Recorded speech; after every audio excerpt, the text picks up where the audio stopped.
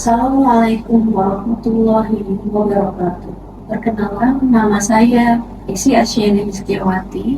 Saya merupakan dosen program studi agribisnis Fakultas Pertanian Universitas Islam 45 Bekasi. Video ini dibuat dalam rangka memenuhi salah satu syarat sertifikasi dosen tahun 2025, yaitu pernyataan diri dosen pada penunjuk kerja di Dharma Perguruan Tinggi bidang pengajaran. Dalam video ini akan ditampilkan cuplikan proses pembelajaran dari salah satu mata kuliah yang saya ampu, yaitu Manajemen Pemasaran Agribisnis, dengan mengikuti rangkaian DIP, yaitu Delivery, Interaction, dan Assessment.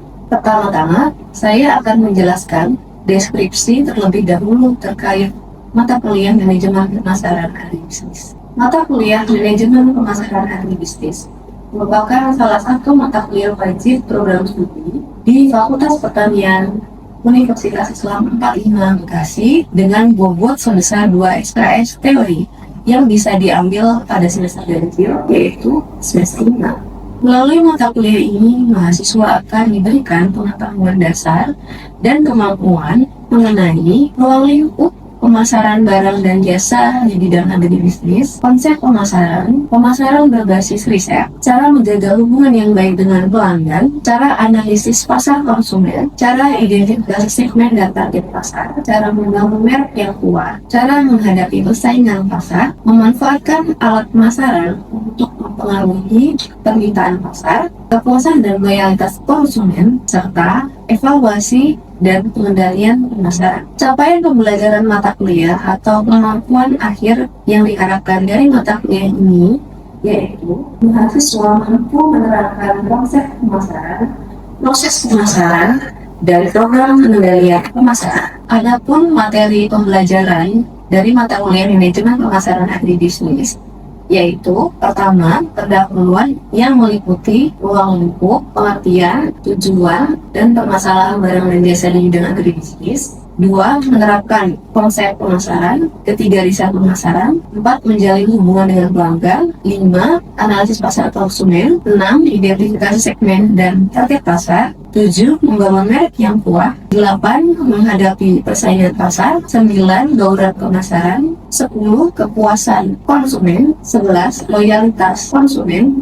12. Evaluasi dan pengendalian pemasaran. Sama seperti pada mata kuliah lainnya, sistem pembelajaran mata kuliah ini dilaksanakan secara sinkronus dan asinkronus. Pasca pandemi COVID-19, sistem pembelajaran sinkronus dilakukan secara tatap muka di kelas, sementara itu untuk sistem pembelajaran asinkronus dilaksanakan dengan memanfaatkan media yaitu WhatsApp dan email, baik untuk menyampaikan materi, memberikan tugas, maupun diskusi di luar kelas. Metode pembelajaran yang dilaksanakan menggunakan metode pembelajaran aktif yang meliputi small group discussion, collaborative learning, dan penugasan. Interaksi antara dosen dan mahasiswa juga dilakukan secara aktif, baik di dalam kelas maupun di luar kelas, baik secara tatap muka maupun memanfaatkan media yang sama, yaitu WhatsApp dan email. Untuk sistem penilaian mata kuliah meliputi teknik penilaian dengan mengadakan quiz atau tes pada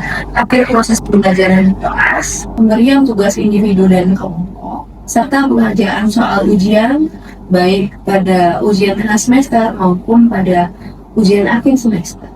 Indikator penilaian yang digunakan berupa penguasaan teori manajemen pemasaran agribisnis, keaktifan mahasiswa di kelas ketika dosen memberikan penglihatan, ketepatan waktu pengumpulan tugas, ketepatan dalam menyusun tugas baik individu maupun kelompok yang berupa latihan soal, pembuatan makalah, pembuatan paper, dan bahan presentasi, serta keaktifan mahasiswa dalam diskusi kelas. Selanjutnya, dapat disaksikan cuplikan proses pembelajaran mata kuliah Manajemen Pemasaran Agribisnis yang saya ampu sebagai berikut. Selamat menyaksikan. Assalamualaikum warahmatullahi wabarakatuh. Waalaikumsalam. Selamat pagi semuanya. Pagi.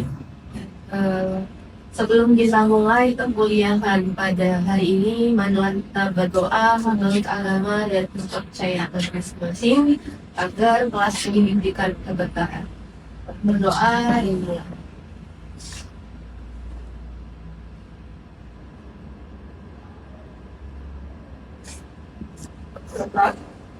Gimana kabarnya hari ini semuanya? Ada yang sakit temannya? Nggak ada ya? Ayo masuk semuanya. Ada Sita, ada Jihan, ada Rifan, Isa, dan lain-lainnya yang alhamdulillah semuanya sehat. Ya, jadi pada hari ini kita akan memasuki topik baru untuk manajemen pemasaran bisnis. Tapi sebelum masuk ke materi itu, mari kita sejenak mereview kembali pelajaran pada pertemuan sebelumnya. Masih ingat tentang apa minggu lalu? Tentang apa? Topiknya menghadapi persaingan pasar. Ya, menghadapi persaingan pasar. Masih ada nggak sih di sini yang ingat apa definisi dari persaingan dalam pemasaran? Silakan angkat. Bisa? Silakan apa definisi dari persaingan dalam pemasaran? Saling berkompetisinya para penjual yang sama-sama berusaha untuk mendapatkan keuntungan pasar dan peningkatan jumlah penjualan. Ya. Nah, di mana para penjual itu biasanya saling mengungguli satu sama lain dalam beberapa hal. Ada beberapa hal yang dibedakan yang bisa mereka buat untuk unggul. Yang pertama ada harga, kemudian ada produk, ada distribusi dan juga ada solusi. Ya. Kemudian jangan salah, persaingan itu bukanlah hal yang negatif, justru merupakan hal yang positif. Apa soal positifnya? Dengan persaingan, maka perusahaan itu akan berusaha terus-menerus meningkatkan kualitas produk, kemudian berusaha untuk meningkatkan efisiensi produksi. Untuk apa sih efisiensi produksi? Ya supaya harga tetap kompetitif. Kalau harga kompetitif, calon konsumen itu tidak akan keberatan untuk membeli karena harganya sudah cukup murah gitu ya. Kemudian yang paling penting dengan adanya persaingan, maka perusahaan itu akan selalu berinovasi agar apa? Agar produknya selalu meningkat, bernilai lebih baik dari waktu. Guna pelanggan itu semakin puas. Nah, ada suatu teori yang biasa digunakan untuk mengidentifikasi persaingan pasar. Siapa yang ingat model persaingan model 5 bersaing quarter ya. Jadi model 5 bersaing quarter ini akan menjelaskan bagaimana persaingan di antara perusahaan sejenis ya, kemudian persaingan karena adanya ancaman pendatang baru, kemudian apalagi adanya tekanan dari produk substitusi atau mengganti, kemudian karena adanya kekuatan atau daya tawar menawar produk baik dari pemasok maupun ya, jadi pada jangan lupakan itu. Kemudian dalam menganalisis persaingan pasar atau perusahaan ya di dalam sebuah industri, apa sih yang paling penting kita identifikasi? Pertama kali tentulah harus tahu siapa yang menjadi pesaing kita ya. Kemudian yang kedua adalah tujuan dalam bersaing. Yang ketiga adalah strategi bersaing apa sih yang mau kita gunakan dalam bersaing. Kemudian kita harus tahu apa yang menjadi keunggulan dan kelemahan dari pesaing kita. Berbicara tentang strategi bersaing dalam sebuah industri gitu ya, apakah di sini ada yang masih ingat? Saya yakin ada satu, dua, semuanya ya.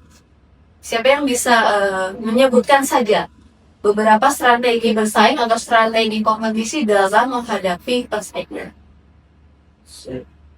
Oke, Diva. Silakan Diva, apa saja? Yang pertama yaitu adalah strategi kompetisi pemimpin pasar.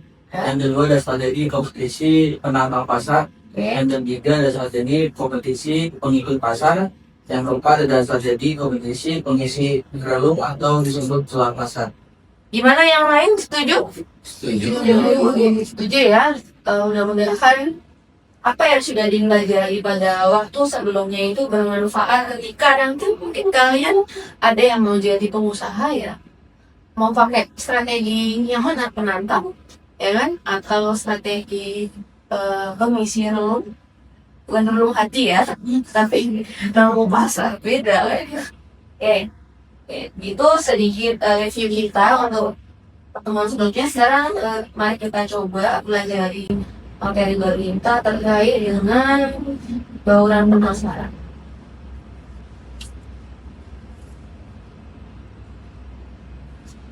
Ya, sedikit informasi untuk para mahasiswa bahwa bauran pemasaran ini adalah salah satu topik yang sering sekali digunakan oleh mahasiswa agribisnis untuk dijadikan topik penelitian ya.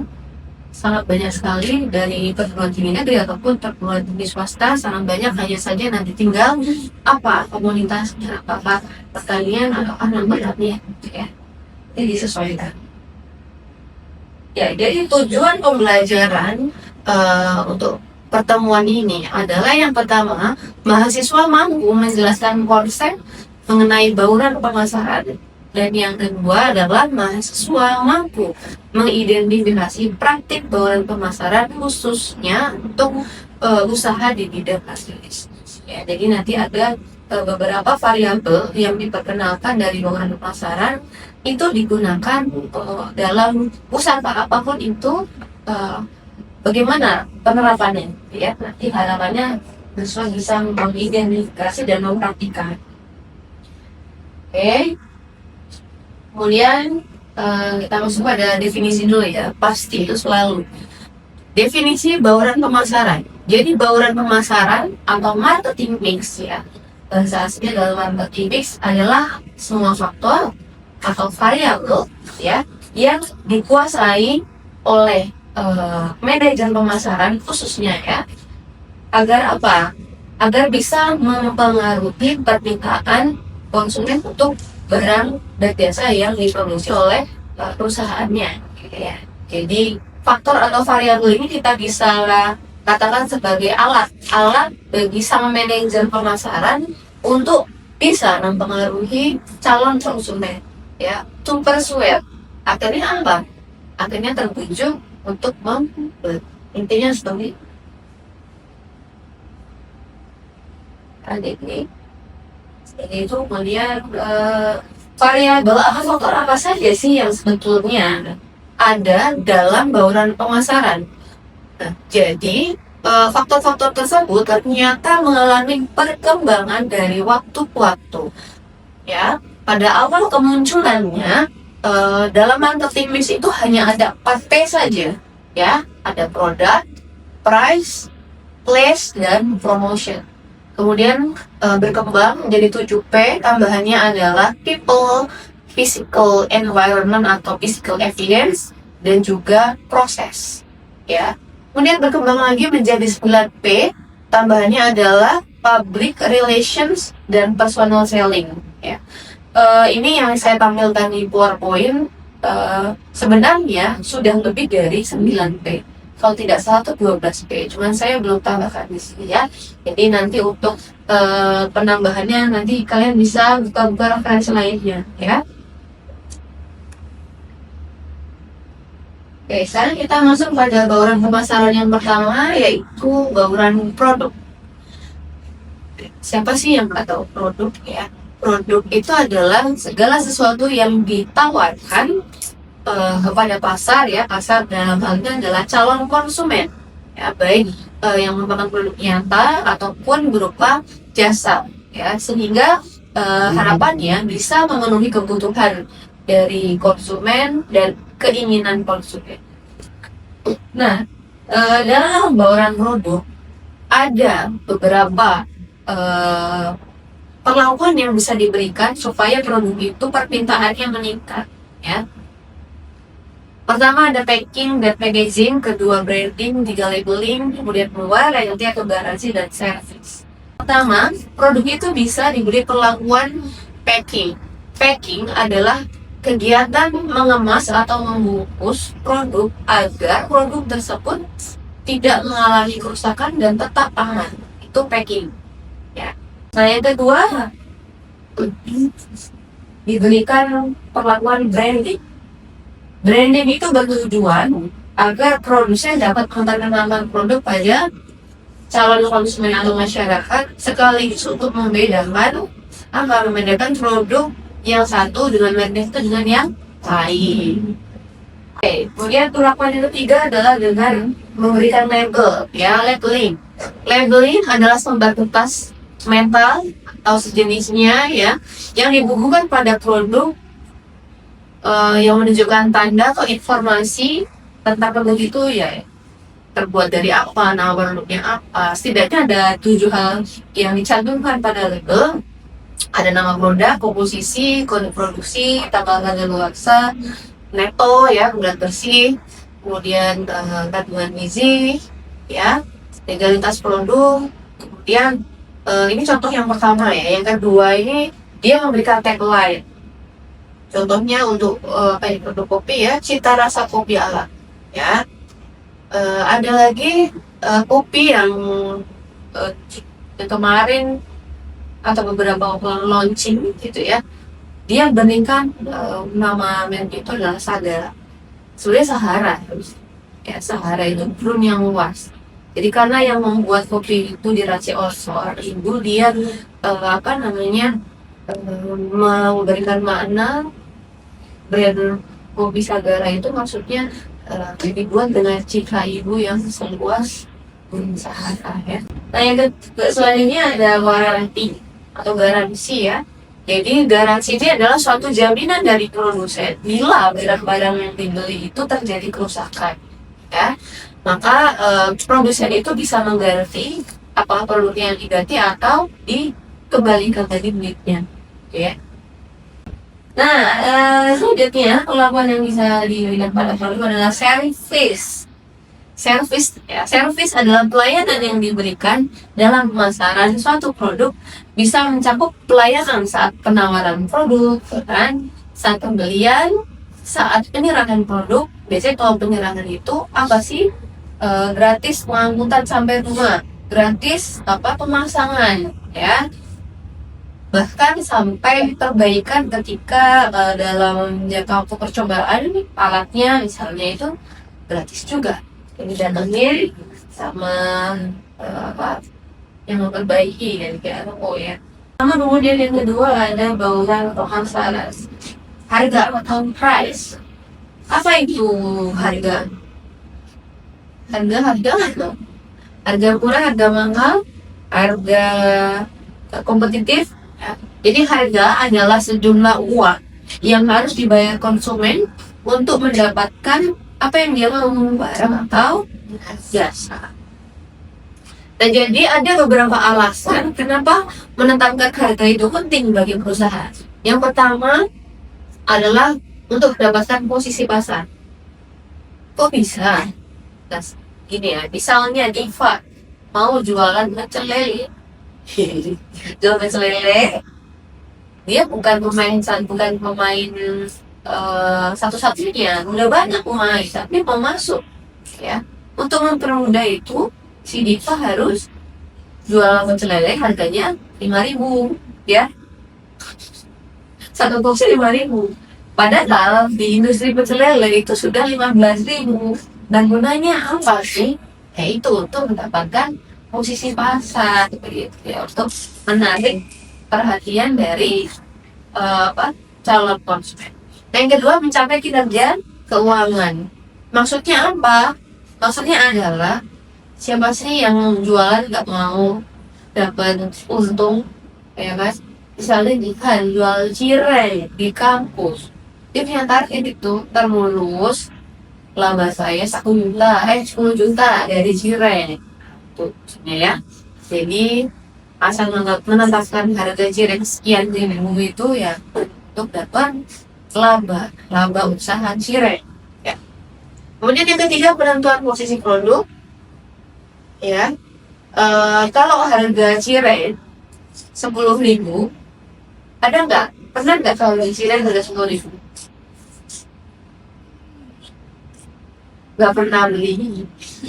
Pasti belinya di harga 5.000-an, 2.500, 3.000 dan kalau 10.000 kalian punya pendapat apa? Cireng 10.000.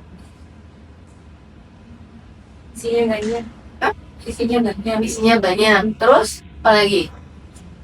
Cireng Sultan. Cireng Sultan ya, nanti dia bikin cireng Sultan ya. Isinya adalah telur, ada keju. Jadi Mas. Ya, kemudian yang keempat, alasan penetapan harga adalah merangsang permintaan. Ya, jadi pengusaha itu bisa mendorong calon konsumen atau masyarakat itu untuk mencoba membeli merek yang ini dengan menetapkan harga apakah murah ataukah mahal gitu ya. Kemudian yang kelima, untuk mempengaruhi persaingan, ya sudah pasti. Kalau kita mau menghambat adanya pemain baru yang masuk, misalnya siapa namanya Zaki dan punya usaha pecel lele dulu di Bandung Pipa, gak mau hanya masuk, akhirnya dia jual pecel lele harganya seporsi 2.000 rupiah ya. Ya sampai segitunya nggak mau masuk. Nah, ada beberapa metode dalam penetapan harga, ada yang berbasis permintaan, berbasis biaya, dan berbasis potongan. Jadi seperti itu, karena waktunya tidak memungkinkan saya untuk mentransfer semuanya, kita cukupkan dengan 4P dulu ya. Ada apa saja bawaan kemasan 4P tadi?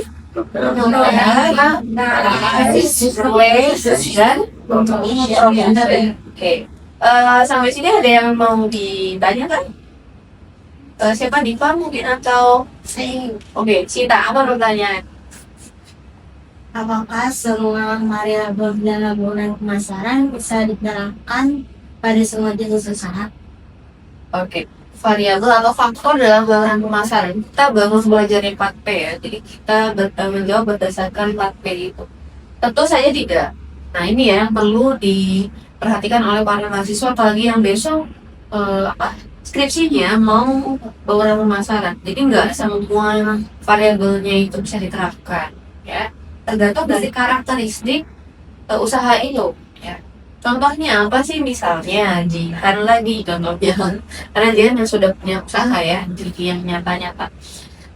Jihan itu punya usaha, kita ganti bukan cireng ya, keripik, punya usaha keripik singkong atau singkong ya, keripik buah gitu kan. Kalau buah banyak bisa dibuat keripik gitu ya. Dan skala usahanya itu adalah UMKM atau makan UMKM ya. Nah, maka sebaiknya penekanan bauran pemasaran yang bisa digunakan itu lebih kepada pertama produk ya, pengemasan produknya yang lebih menarik. Kemudian kalau menarik itu seperti apa sih? Ya, ada labelingnya juga, ada sertifikasi halalnya dan lain-lain. Pokoknya yang harus ada dalam label itu apa aja? Tagline. Sekarang itu lebih sering kalau dengan tagline. Kemudian karena skalanya itu adalah kecil UMKM, supaya bisa mendunia, maka perlu yang namanya promosi ya. Promosi menggunakan apa? Budget yang minim ya. Kalau nggak bisa iklan di TV yang super bermanfaat ya, manfaatkan media sosial saja gitu ya. Media sosial apa? Misalnya pakainya apa aja? Instagram, apalagi TikTok. Nah, sekarang itu ya zamannya seperti itu. Jadi yang minim budget tapi dan berdampak ya.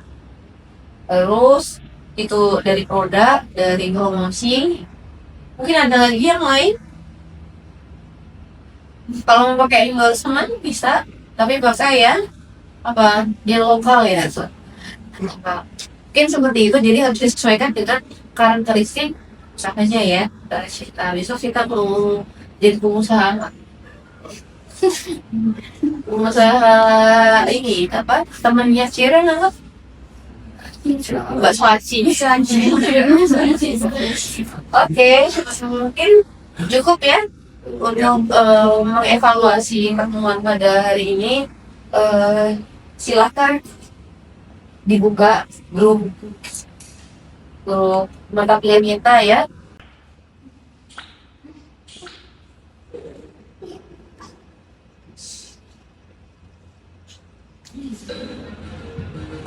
Mungkin cukup sekian ya untuk hari ini. Terima kasih atas perhatiannya. Mohon maaf banyak kurangnya saya dalam memberikan materi. Ya, untuk marilah kita berdoa menurut agama dan kepercayaan masing-masing. Berdoa dan langsung lagi ya dengan membaca Alhamdulillah bersama-sama. Terima kasih atas perhatiannya. Assalamualaikum warahmatullahi wabarakatuh. Waalaikumsalam warahmatullahi wabarakatuh. Sampai jumpa minggu depan ya. Yang mau keluar. Demikian deskripsi singkat dan cuplikan dari proses pembelajaran mata kuliah Manajemen Pemasaran Agribisnis yang saya ampu. Semoga bisa menjadi gambaran dari kinerja pembelajaran saya pada program studi agribisnis Fakultas Pertanian Universitas Islam 45 Bekasi. Saya ucapkan terima kasih yang sebesar-besarnya pada seluruh tim penilai sertifikasi dosen, kepada tim panitia sertifikasi dosen tahun 2025, khususnya bagian sumber daya Ditjen Dikti Ristek Kemen Dikbudristek Indonesia. Tidak lupa pula saya ucapkan terima kasih kepada Universitas Islam 45 Bekasi, Fakultas Pertanian, khususnya rekan-rekan sejawat dosen dan rekan-rekan mahasiswa. Demikian yang bisa saya sampaikan. Atas segala kekurangan yang ada dalam video ini, saya mohon maaf dan saya akhiri saja. Assalamualaikum warahmatullahi wabarakatuh.